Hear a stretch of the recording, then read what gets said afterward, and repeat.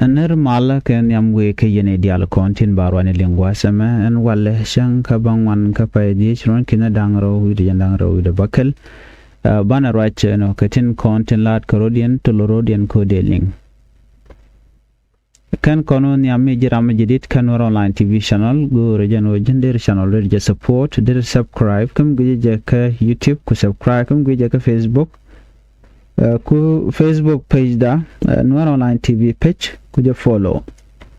gije ka page bani go ren work youtube channel bu subscribe ke bi channel je support ko bi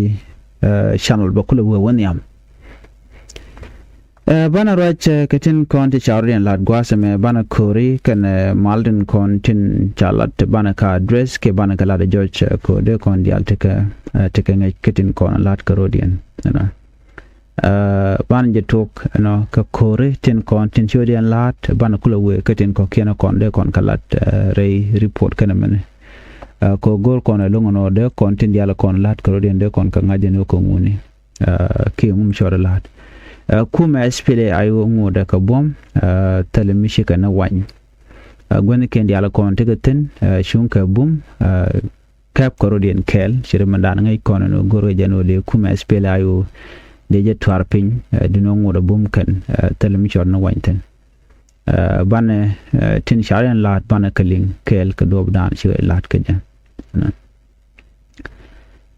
ken yam chana jo meling La Kuba Commissioner Honorable John Uyalul Ran SPLAIU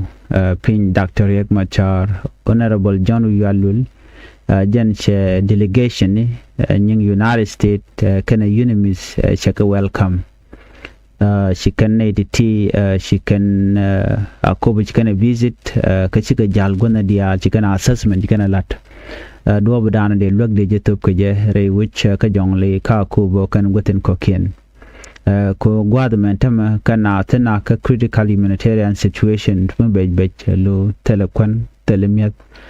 shit ka do be dane shi kum kirm yadi chicken which kan yar ka je ke cha kwak no cha kar yoraken ko chicken kwak diali kan destroyed ne ka gwade dana ci korche to ka je ci kana wono no bi ka dial bi kan ka bat ke bi kan ka yar ano mone ci tej baj long ci ka no ne ka gwase dan ci me ngai kon diale amen me ci ji humanitarian di ko ne gujeno kan de ji ne kare which ka ta dana ci ngwanu ren lat ke je ano me ci kan guj ano ci kan gujeno ngono kan bi kan we bi kan wuj bi kan visit de la kobo no ke jen mnen kono me gwasame ci kuma SPLAIU honorable ke akubu commissioner honorable John Uyalul no shake receive can join delegation ji United Nation kan ji unimis no ko bi kan situation bi kan onen goten kontin to civilian tegeten ana ko la kuma SPLAIU leadership kan ku kala jalone re which na me de kontin kan shiko chalam gwalon ko shikanetin kontin la jikume rar tin ngai ke jeno situation bejere wi ka South Sudan eno shiga bere wi ka ko bolo chalwak bon chaon ko baje tuk entam mi mo gwalon ke milrode ka jodan en chalat gwasame eno namada la jen nyamli ne ngach ka kwi akobo report de na bu kontin gwasame te ka jom chalat report mugwa la kore chitwok re which ka udier no kam kum SPLAIU kana kum SSPDF kore mo cha George no cha kum SSPDF cha ka George re which ka udier cha congratulation message cha jetup connecting kon tilla di net kon interga kor kan wane nuare wona ka netin kon tilla di ni SPLAIU tin cha kuma SSPDF cha ka George re which ka udier payam ka matiang ka panal chala deno kor cha bej pain ka tugde ko gwade dane be en kuma SSPDF be kare which no dinete te jal ka kor shol get ka report dane shiben ka chalinga ne ideal me chicken udier gana kabon gwada mo chi dine SPLAIU chi ro were which chika jian chukana gorno let kana chap ko gor kana bugana kon ngajeno an kan JSS PDF di alpek di na di ko ngai kana no mo dorin no babu jeng na katan babu mang na katan lo ka chicken cam ni je ka di ni SS PDF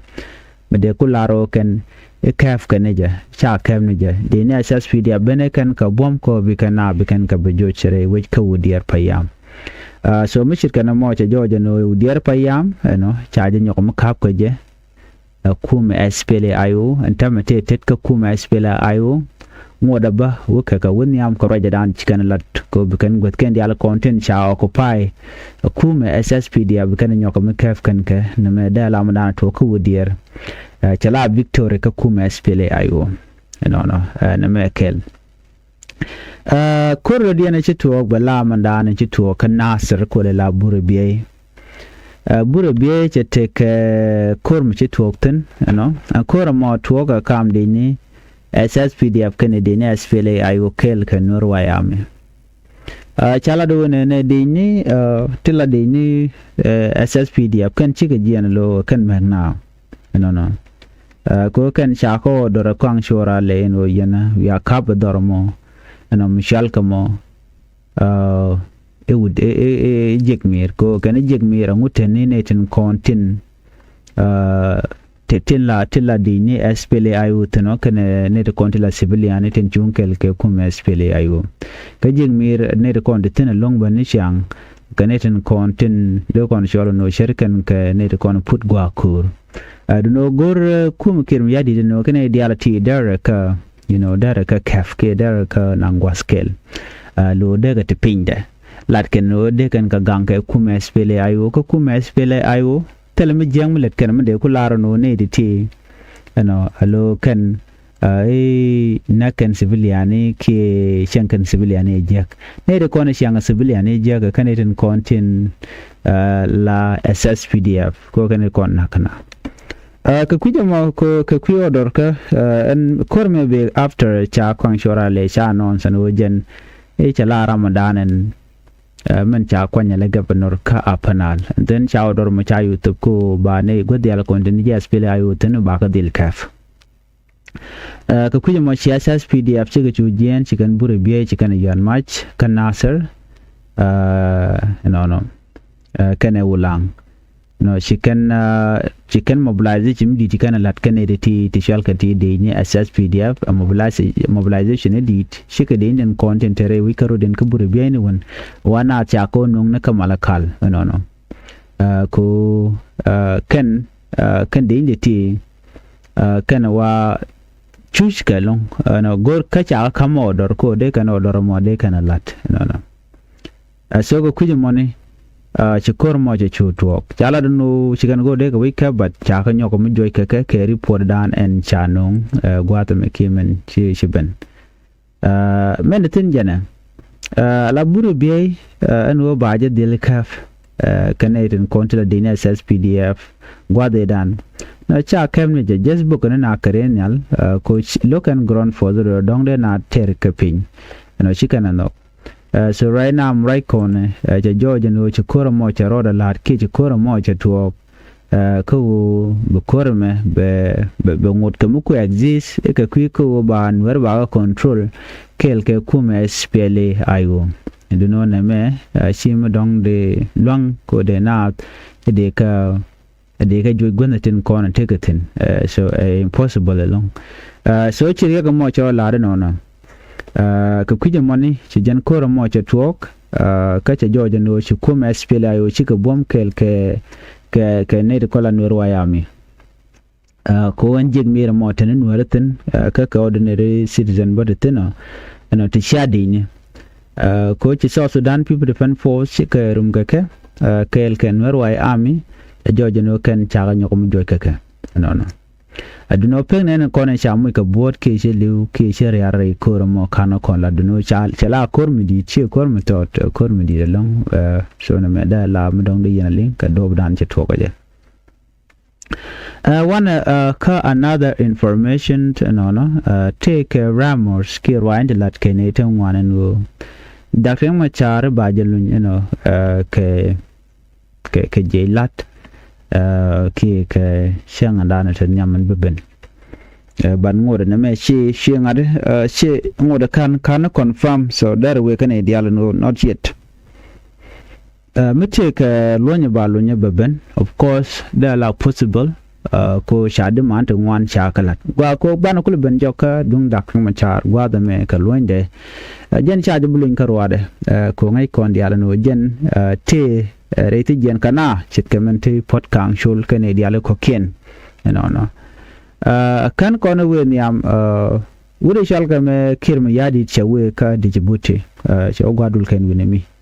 na mo report mishalat chewe gwadul ka bu kon dial ngajen right now chete rei wich ka jupa ka tada na shalat kija kwana ben ka pot kang shul gwaze me ko bi kon kula familiar katen kon tin lat karodien bu kon mandana to bana janga chen wo ngumele rode ya pot kang shul jen chaje chungwa den lokalukten ka jen charwach kai kon diale no pot arami mo shiro de mon kwak la lar ni tok de ko ba mandan tok ba kula ngai tana chicken tok kikana lat aduno pot kang la tok la jala de ka jen luka jen baro wi de dien re wi ki juba shi pot kang point de charwach george ka che lat netin kon la jilbok kanu en man lat ka meni ajeni politically motivated tele tok mi aten ka kujemo ba yede la tok ka mandan la rode minister Kang ki Minister Pot Kang she just denies and she can Nasser attack she can fund. He said no. Pot Kang deny funding militia in Nasser attack. She can make ala da kuma kirmiyadi da no. She Pot Kang she can eat in kontilla dini nwerwai army she can kamoy kwak. She Pot Kang ko le jogo na mona ka she talk. Suspended Petroleum Minister Pot Kang shul kajan Friday machajere jack an allegation dana shala no jen Asian whereby army militia shaka finance ke shaka moy kayo ka kwi kore dana to kana sir kanti ka panal re logan cha look gwaden right marajatin ko jan cha chung ka joga janu jinti ke tet ke me dana shore lat ko jan cha gwanya no te ka yodu she jakki yodu she to no kajan shangamo la lugan jan baro with the diedian she pot kang che jor YouTube pot kang take run dabir jan wan with the kel janetele connection ka jodan chalat jani he had no connection to the fighting ka she describe no ne me catch ke follows telekotet ke medan shore lat gwayni de ni SSPDF ke kanete kontilan wer why army militia tele ne connection kan warwaye Malaysia ko kan gane to mutala riya ka ta dana shaka cin je ka je shi kare na yor ka dor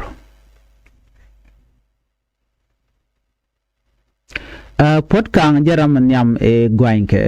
ni ke chugde before candidate kanal le jaram dana sha gwanjen first accuse it ka case dana chana ta yin ka je lewi ka juba la Nasir Garrison da ka je ka changa diok ka pai diok we ka changa ngwan ka pai diok ronkin dang ro yen dang ro di chukan la do ne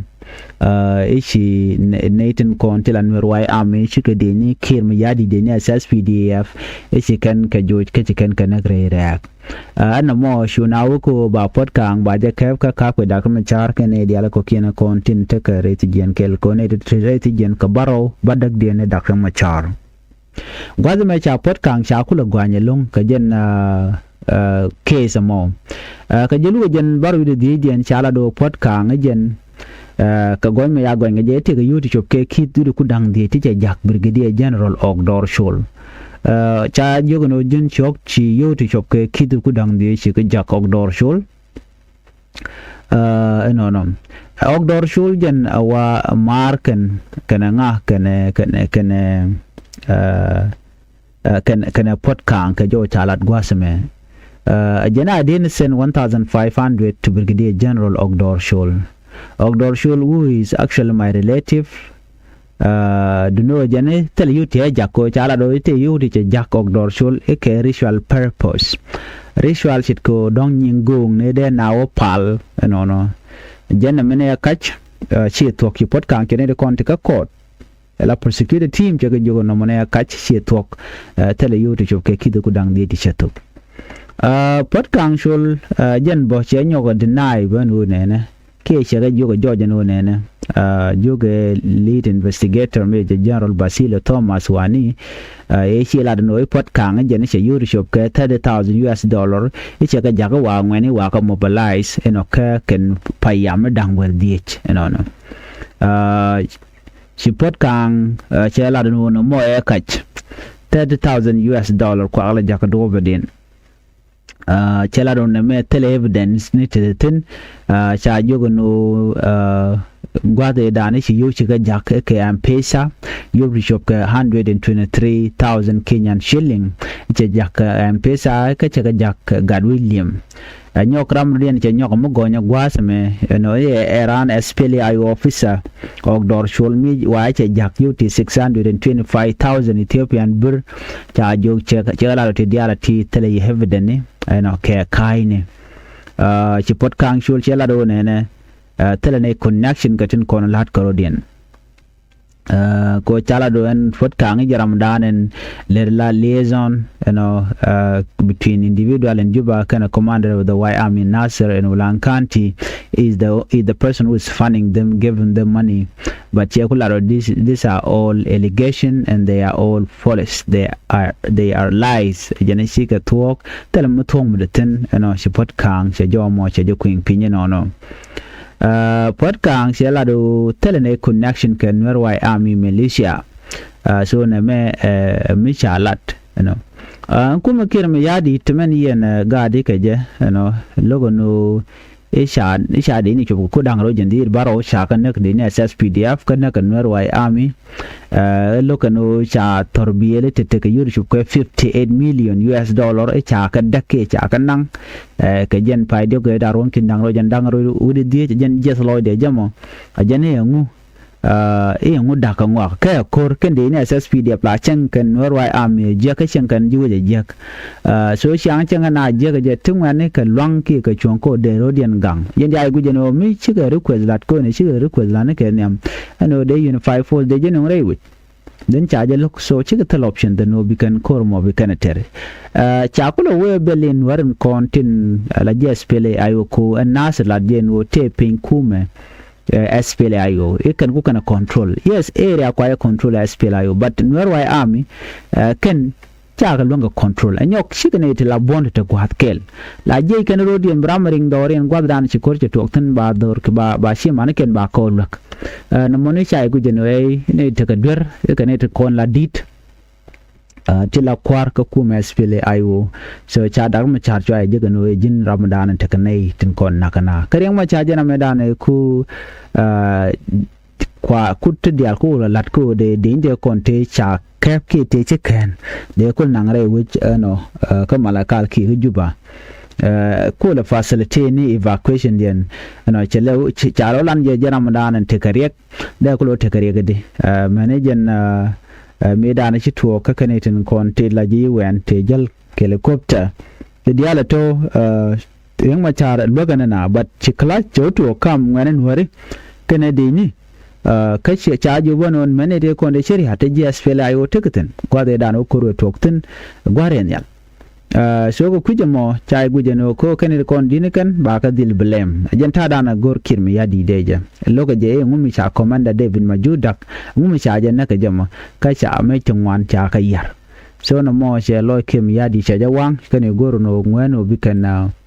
Dr. Riek Machar kana jikwar bikan ka yen ane ko na cha yen ka jan lugo mane ne te kontin te kel ka dag Machar amanyam Dr. Machar ke jen pot kang shul ke mam paldor Garwi Lampoch Lieutenant General Gabriel Doblam Kamil Gan Michael Mading Yakrik ke Dominic Gokrik nere tin right now ngote tiken katijen kakane te konen loka ka luga jen die ju de barodien chai to ke pot kang nyok ku tike ke te kon tin cha ka gwenge ke brand brother defend ki bamanda na ngeje bajalat no chimi chai linga tam ka pot kang jen man chalat gwasme ngu sie to ka kach chana ben gwasme ko en kur betuog de wika so Sudan manyam ke ripo dana chanung ne mabo ngoda bo chere ke Ramos ki malashwal ke no michalat la lomne te ngoda kan ngaje gwano de ka to ko ngai ke je already international community shi ke shodo no de Dr. Machar de jelun already namo kelmi chung ke chikana lat chakula do ne tingwan antama ano Dr. Machar de jelun no ke je lat ka jok ano mulon je ke je lat ka jok magwa dundo tele official letter michanu man changa je wo chinetin kontila ji merkame ki American delegation chike chubra yike juba ka chikana demand no Riek Machar alu ngeja ka nyok binawe ka Arusha ka Tanzania binawe yurtin ba new negotiation process ba dio to gun winimi ba kune dial content party leader ka ne content dor ka South Sudan ngan diar ba nangan winimi biga mal bukana lat chala da kum United States no tell Michel delayment no more delayment so peace should come this year before election happen kon ko inquire ba de lat latok do no che jar wona me balat ke jemo ko te to gam long goro jano ten dialti ba lat ko bi mal pebet jeno kwa won inquire kam ke mi hadi no jin mugor jeno bi mal bebena lo inka kan all prisoner release them okay ka taya ka raj me biya yapin ko bina bu kule wenyam ajan mandana le rode mi dere to bono de je luñ ke je lat de la mu gwabo ko en je lat de la chang ka welkel ka jok na mo der go ala chang welkel ka pai dh won kin dang red bakel dang da la jen badang da gwabo telerek bana more information bana ga je ka gwasan be ene biya ta gamal bye bye chui poro jeno jen bi online tv channel bi support ki YouTube ka bi follow ka Facebook page biya ta gamal bye bye